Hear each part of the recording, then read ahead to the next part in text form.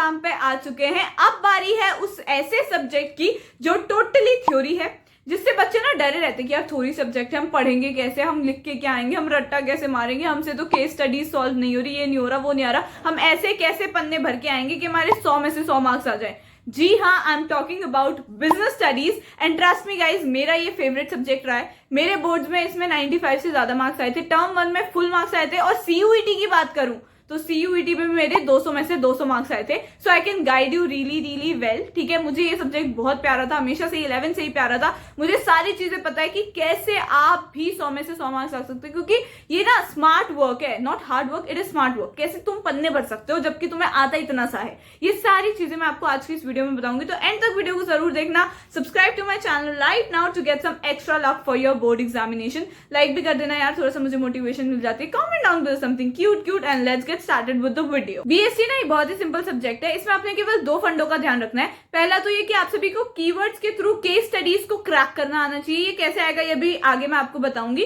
दूसरा, ये आपको पन्ने भरने आने चाहिए। टू बी वेरी ऑनेस्ट, पन्ने भरने आने चाहिए। और पन्ने कैसे भरोगे, पेपर प्रेजेंटेशन क्या होगी, कैसे आप स्किल्स से मतलब कम लिख के आना, डायग्राम फ्लो चार्ट ये सब एक्स्ट्रा बना के आना कि आपके बढ़िया मार्क्स आए कम लिखे होने में भी। ये सिर्फ आपने कुछ चीजों का ध्यान रखना है बीएसटी में। अब बीएसटी की 2 बुक्स हैं, ठीक है, दोनों में आई वुड सजेस्ट एनसीईआरटी को बेस अपना गॉड मान के चलो बीएसटी में। इसी की वजह से I just refer to those 2 books and मेरे सीयूईटी में भी 200 में से 200 मार्क्स सिर्फ उन्हीं के बेसिस पे आए थे। एक जगह पे जहां आपने सबसे ज्यादा फोकस करना है वो है एमसीक्यूज या 1 मार्कर क्वेश्चंस पे। यहाँ पे आप हो सकता है 100 में से 100 आते आते भी 99 में अटक जाओ। ठीक है, तो इनको डेप्थ में एकदम एनसीईआरटी से पढ़ना है, सबसे ज्यादा प्रैक्टिस कर लो इन सभी क्वेश्चंस की। और ये सभी को एकदम अच्छे से आपने यूटिलाइज करने स्टार्टिंग के 15 मिनट्स। आपके पास जैसे ही क्वेश्चन पेपर आएगा, आपने स्टार्टिंग के 15 मिनट में इन सारे क्वेश्चंस को निपटा देना है। अब मैं आप सभी को बार बार एमसीक्यूज की प्रैक्टिस करने के लिए इसलिए बोल रही हूँ क्योंकि मान लो अगर आपकी 100 मार्क्स आ रहे हो और just because of 1 mistake in MCQ आपके 99 मार्क्स आ जाएंगे, ऐसा कोई भी नहीं चाहता है। ठीक है, सेकेंडली आपके अब आगे आप सीयूईटी दोगे और उन सभी में आप सभी को एमसीक्यूज ही करने हैं। So if you are preparing for CUET 2024 then you should check out CUET Adda 24/7। So basically they provide you with all the preparation essentials। Lecture sessions होते हैं वो भी हाई क्वालिफाइड CUET एक्सपर्ट्स के साथ and subject matter experts के साथ। ये आपको प्रोवाइड करते हैं मोस्ट एफिशिएंट स्टडी मटेरियल, ठीक है, ताकि आपकी प्रिपरेशन एकदम अच्छे से हो जाए।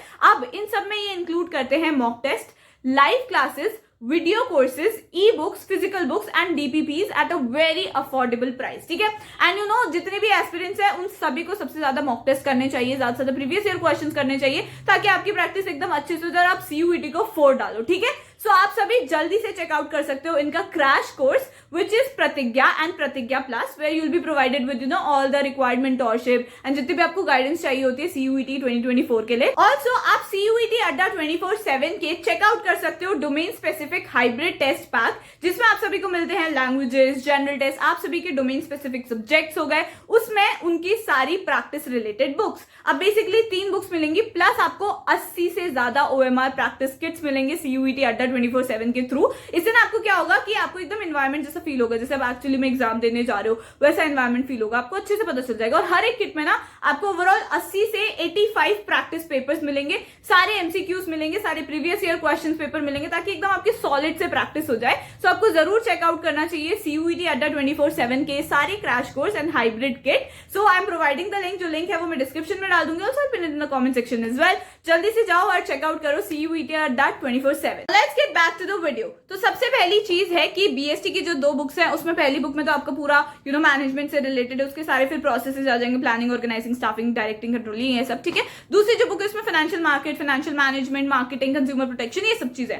ट्रस्ट में गाइस, दूसरी बुक का फाइनेंशियल मैनेजमेंट चैप्टर जो आपको सबसे ज्यादा रुला रहा होगा, फाइनेंशियल मार्केट और फाइनेंशियल चैप्टर। ठीक है, बेसिकली ये जब आप आगे जाके बीकॉम ऑनर्स करोगे या बीकॉम करोगे, ये वहां भी है और ये तो पूरा सब्जेक्ट है वहां पे। ठीक है, तो मैं बताती हूँ फाइनेंशियल मैनेजमेंट में 3 डिसीजंस हैं, उन तीनों के सारे फीचर्स ये अच्छे से पढ़ लो, दैट्स इट। पता है क्या करना है आपने बीएसटी में ना, हमें केवल प्रेजेंटेशन पे फोकस करना होता है। हमें अगर कोई चीज आती है तो उसका हमने लिखना है पहले हेडिंग, ठीक है, उसके बारे में डेफिनेशन। अगर आता है आपको फाइनेंशियल मैनेजमेंट के 3 डिसीजंस के बारे में बताओ, ठीक है, वैसे इतना सिंपल नहीं आता है, it's always a case study या घुमा फिरा question, but let's take an example. अगर ये आता है तो आप पहले लिखोगे फाइनेंशियल मैनेजमेंट की डेफिनेशन। देखो this is how you have to write, ठीक है, तो please understand, bear with me, ठीक है।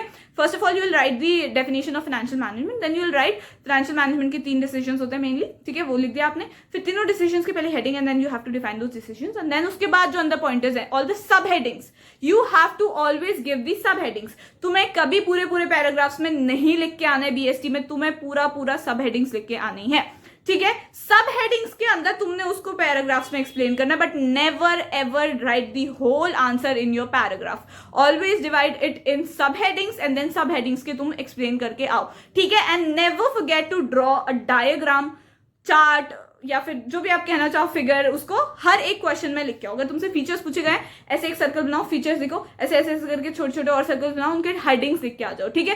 कैसे भी करके you have to being in, या फिर कैसे भी करके आपने हर एक क्वेश्चन में फ्लो चार्ट बना के आना है, बढ़िया से फ्लो चार्ट बना के आओ, सब हेडिंग से लिख के आओ। This is how you have to present your BST exam, ठीक है। इससे क्या होगा, पहली चीज तो आपके पन्ने ज्यादा बढ़ेंगे, आप इतना सारी चीजें अच्छे से एक्सप्लेन करके आ रहे हो। दूसरी चीज ये होगी, एग्जामिनर आपके फ्लो चार्ट को देख के बोल देगा इस बंदे को तो सब आता है। देखो होली है, मुझे पता है होली है, ये तुम थोड़ी सी देर मनाओ। होली वैसे भी हम सुबह के टाइम पे मनाते हैं, देन शाम तक फिर हम पढ़ रहे होते हैं, ठीक है, नहा धो के एकदम। तो होली मना रहे हो तो मनाओ, but you have to understand that it is your board exam, it is not gonna happen again and you have to give in your 100%।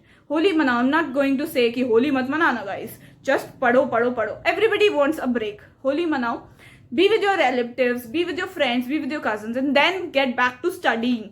BST में ना आपने लिख के पढ़ना है। बीएसटी में ना हमें क्या होता है, हम सोच लेते हैं, हम समझ लेते हैं, हाँ ये सारी चीजें, जब ऐसा क्वेश्चन आएगा, अच्छा मुझे तो आ रहा है, ये क्रैक कर लिया मैंने केस स्टडी में, इसका लिखना है, बट तुमने पहचान लिया कि वो तुमसे प्लानिंग के फीचर्स मांग रहा है, बट तुम लिख ही नहीं पा रहे हो प्लानिंग के features.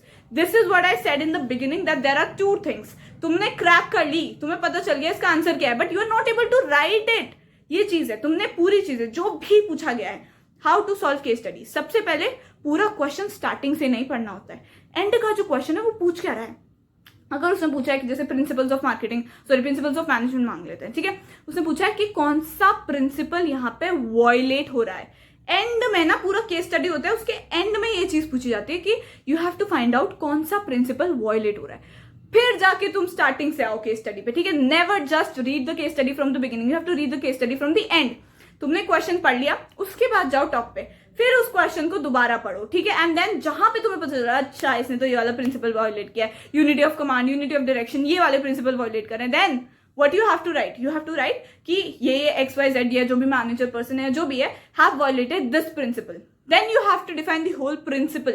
You don't have to tell कि उसने कैसे इस प्रिंसिपल को गलत किया या कैसे, उससे रिलेटेड तुम्हें नहीं करना है कुछ भी। तुमने लिख दी एक लाइन में कि manager has violated this principle, now you have to tell कि ये प्रिंसिपल क्या है, पूरा आपने उस प्रिंसिपल को एक्सप्लेन करना है, ये चीज ना कि उस मैनेजर ने कैसे गलती करी, वो नहीं है। तुमने प्रिंसिपल को एक्सप्लेन कर दिया कि unity of command is this, ऐसे ऐसे करना होता है, ये सारी चीजें हो गई, ठीक है। लाइक फिर उसके बाद तुम रेफरेंस दे सकते हो, like in our question manager did this in this and यहाँ पे उस वजह से वॉयलेट हुआ। You don't have to explain कि ये चीज क्या हुआ, प्लीज ये चीज का ध्यान रखना। उसके बाद तुम डायग्राम वगैरह कुछ भी बनाना चाहते हो वो चीज बना सकते हो। तो this is how you have to solve a case study, ठीक है। अब अगर मैं बात करूं बिजनेस एनवायरनमेंट वाले चैप्टर में, उसमें स्लेप्ट याद कर लेना, सोशल हो गया, एल से हो गया लीगल, ई से हो गया इकोनॉमिक, पी से हो गया पॉलिटिकल एंड टी से हो गया टेक्नोलॉजिकल, ठीक है। इन सभी का आपने समझ लेना, टेक्नोलॉजिकल है जो भी आपके कंप्यूटर्स या फिर इन सबसे रिलेटेड आएंगे वो टेक्नोलॉजिकल में आ जाएंगे, पॉलिटिकल आ गया आपकी जितने भी गवर्नमेंट की पॉलिसीज है वो से रिलेटेड आ जाएंगे, लीगल में आपके लॉज आ जाएंगे, इकोनॉमिक में आपके कुछ भी अगर जीडीपी अप डाउन हो रहा है या एनीथिंग लाइक दैट, ठीक है, सोशल में आपके कल्चरल एंड एवरीथिंग आ जाएंगे। तो ये सारी चीजें आपने ध्यान रखनी है। ऐसा कुछ भी आता है तो आपको उसी सेकंड पता चल जाएगा, अच्छा ये तो इस एनवायरमेंट की बात हो रही है, then you have to explain that environment. BST में अगर तुमने पन्ने नहीं भरे तो किस सब्जेक्ट में पन्ने भरोगे? BST is the only subject, जैसे मैंने फिजिकल एजुकेशन के टाइम पे आप सभी को बोला था पन्ने भरने, वैसे बीएसटी में आई एम टेलिंग यू पन्ने भरने हैं।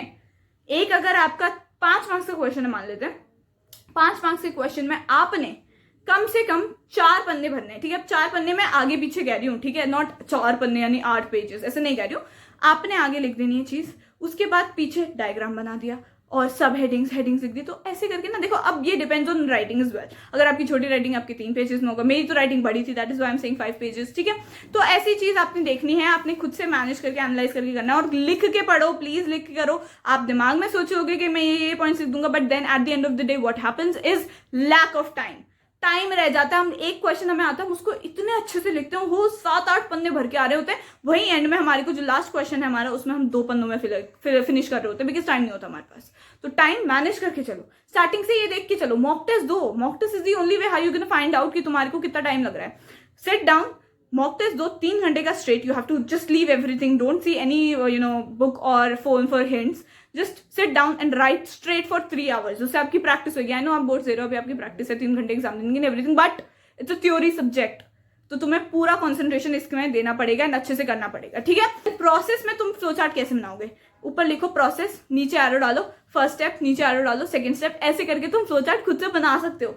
इट इज नॉट कि तुम्हें हर बार ही बुक में गिवन होगा फ्लो चार्ट, तुम्हें खुद से बनाना पड़ेगा, ठीक है। This happens. एंड जो तुम्हारा फाइनेंशियल मैनेजमेंट या फाइनेंशियल मार्केट जो तुम्हारा है एक न्यूमेरिकल, उसको करके जाना, उसके सारे जितने भी केसेस है उन सबको करके जाना। हमारे टाइम पे वो नहीं आया था, which was very shocking. We were thinking कि हर साल आता है यार, आना चाहिए, बट उसको करके जाना बहुत ईजी है। वो उसको समझ लो कहीं से भी, बहुत ईजी है वो, और आपके क्या ही मार्क्स आएंगे अगर आपके पास वो न्यूमेरिकल आ गया तो, ठीक है। And this is how you will score. अगर आपको वो जानना है कि स्ट्रैटेजी जाननी है कि कैसे हमारे डिफरेंट चैप्टर्स हैं, उसमें कितनी वेटेज है और हमें कौन से चैप्टर्स वगैरह जो है वो पहले करने चाहिए, अगर हमें ज्यादा मार्क्स स्कोर करने तो हमें कौन से चैप्टर्स पे फोकस करना चाहिए, अगर आपको इन सभी से रिलेटेड वीडियो चाहिए तो कमेंट डाउन बिलो दैट, ठीक है। I will make it definitely and I hope you like this video and found this video really helpful. मैंने कर लिया था, आप भी कर लोगे। ट्रस्ट अपने ऊपर करो, I am trusting you guys, तुम भी ट्रस्ट करो और हो जाएगा। इट्स नॉट डिफिकल्ट, ठीक है। प्री बोर्ड या किसी और पहले पेपर पे जरा वो फोकस मत करना है, मेरे मार्क्स कमाए हुआ बोर्ड में सब हो जाएगा, इजी आएगा पेपर, आप फोड़ के आओगे पेपर। लास्ट पेपर है, लास्ट मुकाम है, कर लोगे, ठीक है। आईपी वाले जो है उन सभी के बारे में मैं बाद में वीडियो बनाऊंगी, but as of now main exams आप सभी के खत्म हो जाएंगे। So all the very best and subscribe to my channel to get some extra luck for your board exam and for your BST exam, और like this video यार to motivate me, थोड़ा सा मुझे भी मोटिवेशन मिल जाएगी। Comment down there something cute and I will see you in the next video. Bye.